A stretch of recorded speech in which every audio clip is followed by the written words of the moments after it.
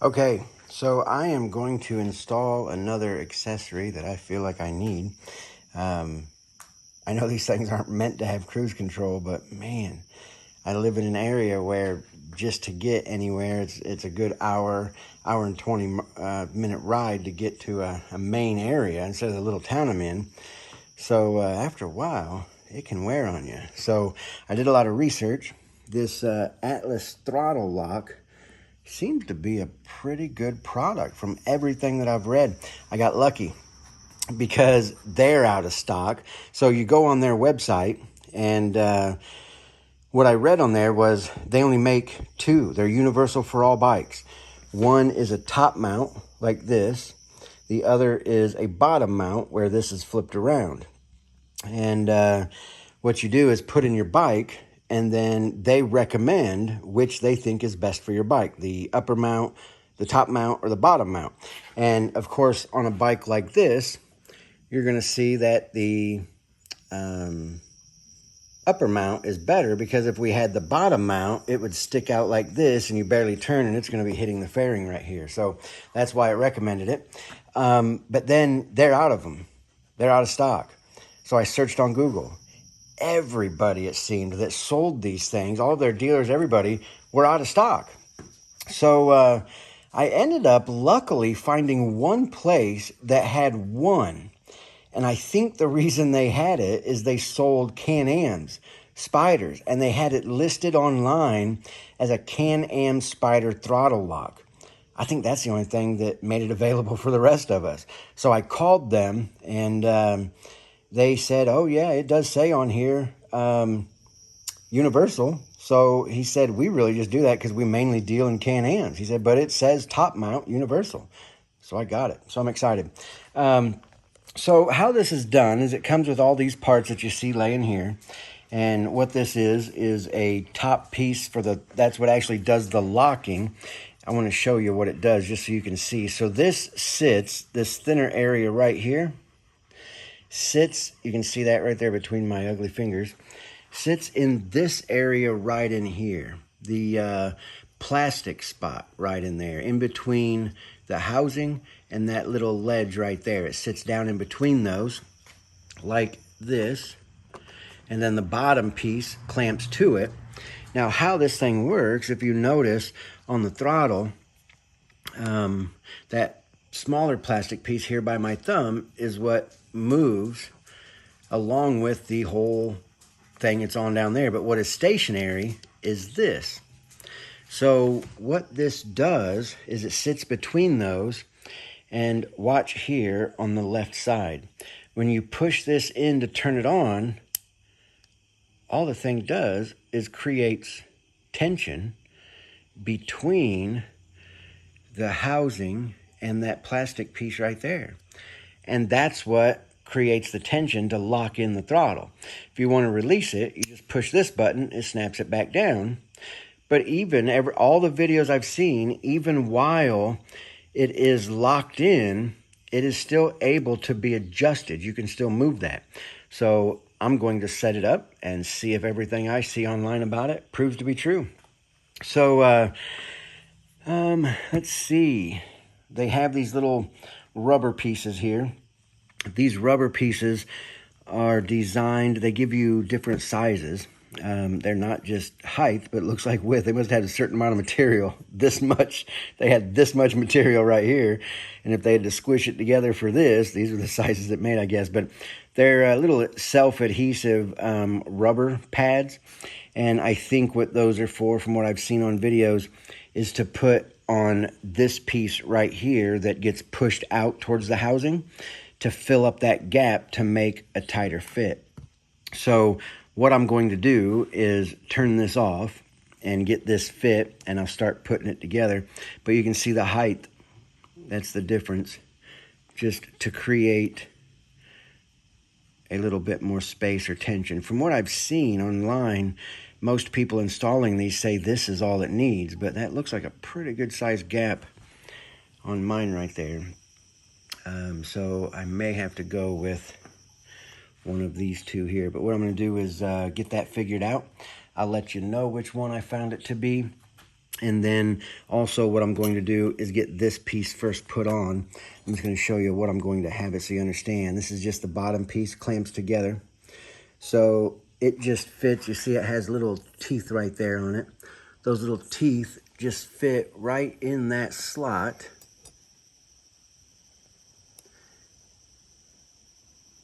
And then they catch and hold that, which I'm not able to do while I'm holding the phone, but you get the point. And then it hooks on there, and then they give you the screws to put through there and pull it tight.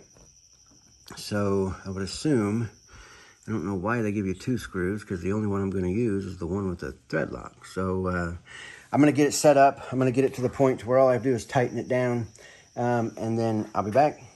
Talk to you shortly. A quick little video of the packaging to show you what I was trying to explain. I was able to show you that ratchet teeth there on the arm that goes underneath, on the clamp arm. And then I don't think I could see the ratchet channel that well, but that's what it looks like. So that piece just fits in that channel, swings around the bottom, and then that bolt goes in the screw. So that gives a good picture of what it looks like. Okay, I lied. I'm still going to show you this too, because what I'm seeing is there is such a gap there. See that gap down there? That gap that you can see me closing when I tilt this down at the bottom. That gap, when you have this on there, this fits perfect in that gap right here. The medium, the smaller square, but the medium height. And when you put that down in there, it's a perfect little fit.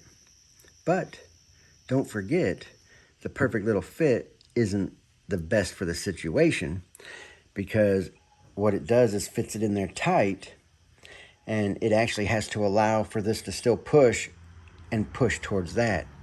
So from the looks of things, it looks like what I'm going to end up doing is using the skinny one.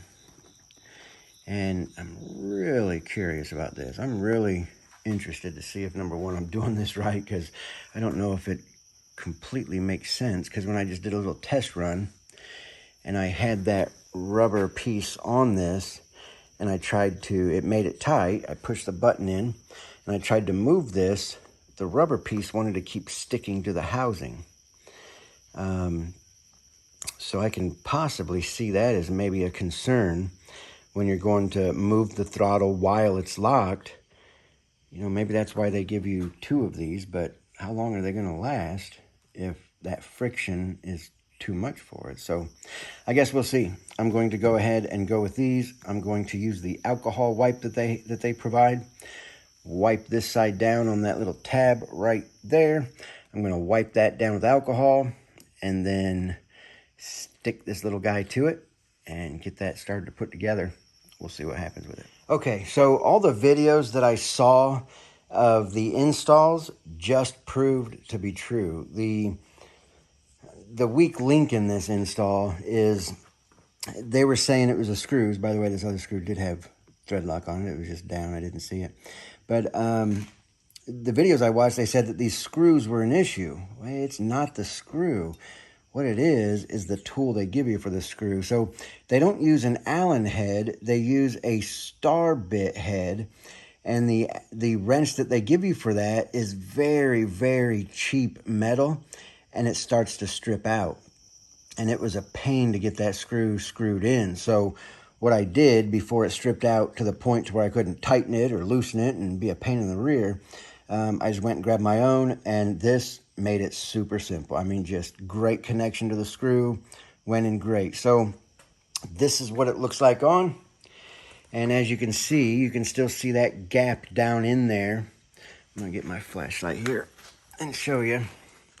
You can still see that gap down in there between this and the housing. And when you push this on, it's going to be tricky. Let me hold my phone and the flashlight here. When you push this on, see that? That's the little rubber piece I put on there. So you pull the throttle down, push this on, and it holds it still. I'm going to sound like all the other videos here in a second. Wow, it really works. But it is kind of amazing. It's kind of cool. Because now that your throttle is held, it's got a good little hold on it, but it's not a lot, because I can real lightly just move this throttle more if I need to, one way or the other. If I need to, if it's an emergency, I need to kick that throttle down real quick. It's very simple to push down. Very simple. One finger, yeah, just one finger will push that down. So it's perfect for me. Just something to hold the throttle while I shake my hand out, get some blood back down to it a little bit.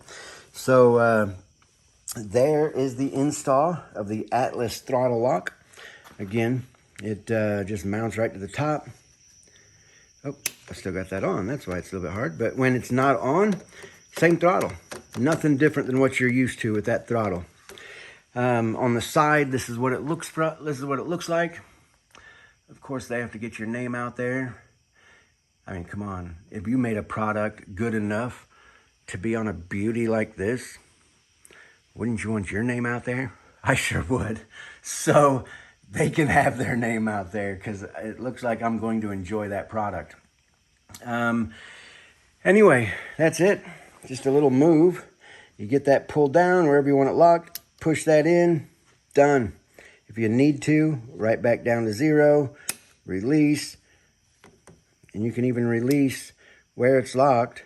You don't have to push to 0 first. It's looks like it's going to be money well spent. This thing was, I think, $145. And then shipping was a little bit. It brought it all together to, I think, $154, $155, something like that. But it's I don't know, really machined. It looks like it's layered with some rivets or some kind of screws here. But it is a quality feeling piece of equipment. Yeah, it looks like they're screwed in here on the back. So we've got some plates that are screwed together. But that's just so they can get these switches down in between there. I'm sure there's some hollowing out for those to move. Still, it seems like a very quality product. Quality enough that I'm going to leave it on this beauty. So what I'll do is get a little bit of ride time with it and tell you what I think from riding. I'll talk to you soon. Thanks for watching. Bye-bye. Okay, I just took it on a little ride. Didn't get any video of it riding because it's just as you would think as you're riding. Push a button, it holds it. It does work well. What I found, though, is I'm going to have to adjust this down a little bit because without gloves on, it's easy just to reach up and hit that. But with gloves on, and they're even light summer gloves, so it needs to be more right in this area, right here where that thumb is. So, because I found myself having to kind of hold the throttle and lift my hand and try to hold that at the same time while I push that in. So, what I need to do then is slide this down a little and get it right about here. So that's what I'm going to do. I'll show you afterwards, and then that should be it on this. Okay, so that does it right there. This angle is much better. So when you're pulling back on the throttle, you've just got right there's your thumb. It hits that button to turn it on and that button to turn it off. So much better at this angle. The handlebars are pretty straight right now. And to show you the angle that needs to be, just to show you when you get that. And if the handlebars are turned all the way, you've still got clearance there, so it's not going to hit anything. And that's exactly why the top mount is what's needed on this instead of the bottom mount. So they are right when they recommend that. So it worked well going down the road. It's just going to be easier to access now. So like and subscribe if you like my videos. I've got more accessories to show. I've got another video ready to upload on the TWM gas cap and shorty levers, just a quick little show of them. And then eventually I'll do some rides, show you some rides. And then also eventually I want to do some videos to show you the equipment I picked and why. Helmet, jackets, pants. Got a few different jackets, pants and boots and so on. So thanks for watching. Got it all fueled up. Just went out for a quick little ride to fuel it up because tomorrow I will be at the Ducks and Donuts at Ray Hall Ducati. They're going to have their Ducks and Donuts from 9 to 11 and right next door, Cars and Coffee. So Ray Hall has a great show out there. There's lots of Lamborghinis, McLarens, Ferraris, all kinds of muscle cars. Just all kinds of people show up to that. It's a great show. So if you're in the Indianapolis area, swing out to Brownsburg at the Ducks and Donuts and Cars and Coffee. If I see you then, come over and, if you see me there, come over and say hi. Talk to you later. Thanks for watching. Bye-bye.